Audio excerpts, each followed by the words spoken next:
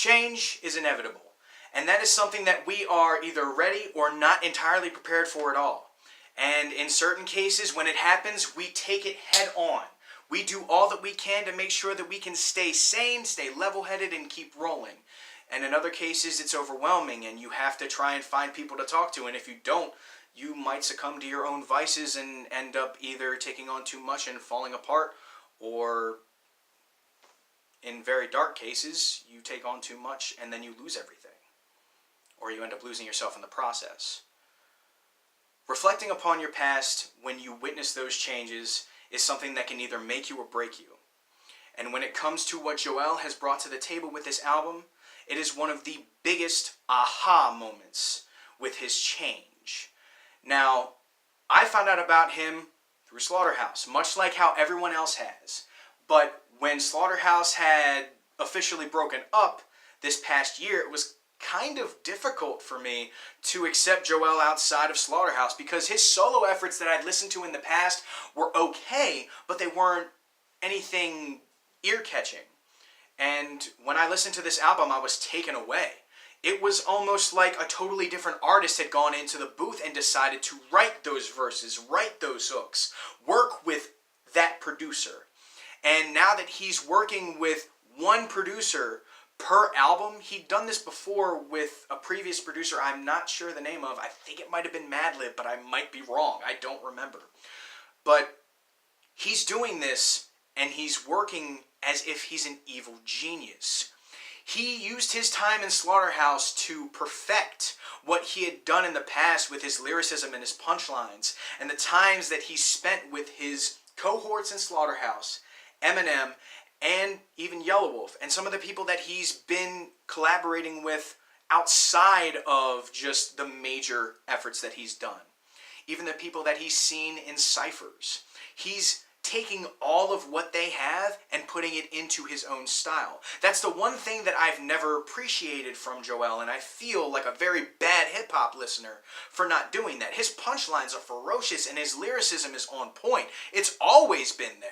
But I've always taken him as that other guy in Slaughterhouse, and I feel bad for that. So, Joell, I apologize for not taking you as seriously as I should have. But now I know, through the sheer will of this record, focusing on the imperfections of life, you decided to tone in on everything that made you who you are, and everything that led up to Slaughterhouse and after that. And you decided to not let it stop you. You didn't want anything to stop you. You wanted to keep going. You wanted to keep making music, although that voice in the back of your head screams, maybe we could go back to selling drugs. Maybe we could go back to doing that. And then after that, we could make tons of money, hide it in a shoebox, and we could be wealthy, but we could also look poor at the same time. Keeping money inside of a shoebox only goes so far. You know, that's not the best way to go about it, as you've talked about on Decisions. It could go one way, it could go another way. But there's always that come back home moment, as you've witnessed as well on the song titled Come Back Home. Maybe you should, but you're not going to, because you know that you have the will, you know that you have the lyricism, you know you have the power to do this. Now, for everyone that is a huge fan of Slaughterhouse and still wants that kind of collaboration, he has that with this record. And it's on a song called Timberland Up, which features Royce the 5'9". Royce is on his Book of Ryan type of lyricism, and he's still killing it. He is one of the most powerful lyricists out in the game right now, and it's just because of his wordplay. If Proof and Royce, if Proof was still alive, in a little bit of a back and forth on a song, if they had a twin back hype type song, the wordplay would be impeccable. Now, M and Royce did that with Caterpillar, and that was phenomenal. But that's neither here nor there. Joell, you have done a phenomenal job with this project. You've blown me away, and if there is any hip-hop listener out there that wants to listen to something that channels the old school, this is the project that does it. This is some MF Doom meets Wu-Tang meets old school Dipset meets new age hip-hop. It is a mixture of everything that is hip-hop.